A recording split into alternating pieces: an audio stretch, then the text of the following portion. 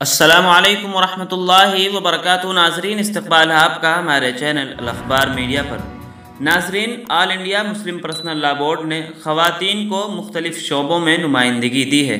شعبہ خواتین کی سرگرمیاں عارضی طور پر موقوف۔ آل انڈیا مسلم پرسنل لا بورڈ کے جنرل سیکریٹری مولانا خالد سیف اللہ رحمانی صاحب نے اپنے وضاحتی بیان میں کہا ہے کہ بعض حلقوں سے غلط فہمی پیدا کی جا رہی ہے کہ بورڈ نے شعبہ خواتین کو ختم کر دیا ہے۔ یہ بات بالکل بے بنیاد اور غلط ہے۔ حقیقت یہ ہے کہ خواتین ارکان کو بورڈ کے مختلف شعبوں میں شامل کر کے ان کی نمائندگی کو بڑھایا گیا ہے۔ البتہ شعبہ خواتین کے نئے قواعد و ضوابط بنائے جا رہے ہیں، اس لیے عارضی طور پر اس عنوان سے سرگرمیوں کو موقوف رکھا گیا ہے۔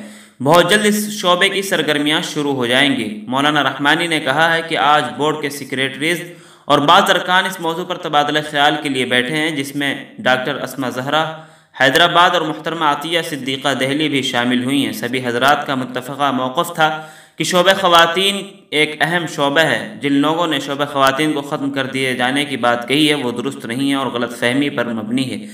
آپ نے کہا ہے کہ بورڈ میں تمام ملی جماعتیں شامل ہیں اور اتحاد ہی اس بورڈ کی طاقت ہے۔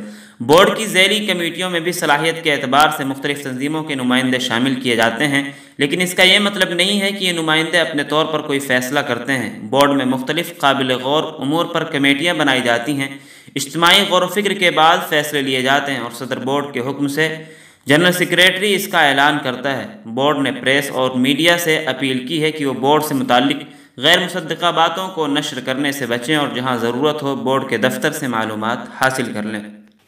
ناظرین، یقیناً سوشل میڈیا کا غلط استعمال کر کے امت میں فتنہ و فساد اور نا اتفاقی پیدا کرنے کی بھی کوشش کی جاتی رہتی ہے، جس کا مشاہدہ ہم نے اس مسئلے پر کیا ہے کہ مسلمانوں کے متحدہ پلیٹ فارم آل انڈیا مسلم پرسنل لا بورڈ پر بے بنیاد الزام لگا کر ملت کا اعتماد ختم کرنے کی کوشش کی جا رہی تھی، جس پر جنرل سیکریٹری صاحب کی بیان کی وضاحت نے اس بات کو صاف واضح کر دیا ہے کہ شعبہ خواتین کو ختم نہیں کیا گیا بلکہ عارضی طور پر چند مصلحت کی وجہ سے نئے قوانین کو ضبط کرنے کی وجہ سے اسے موقوف رکھا گیا ہے۔ ناظرین، اس خبر کے متعلق آپ کی کیا رائے ہے کمنٹ باکس میں ضرور لکھیں۔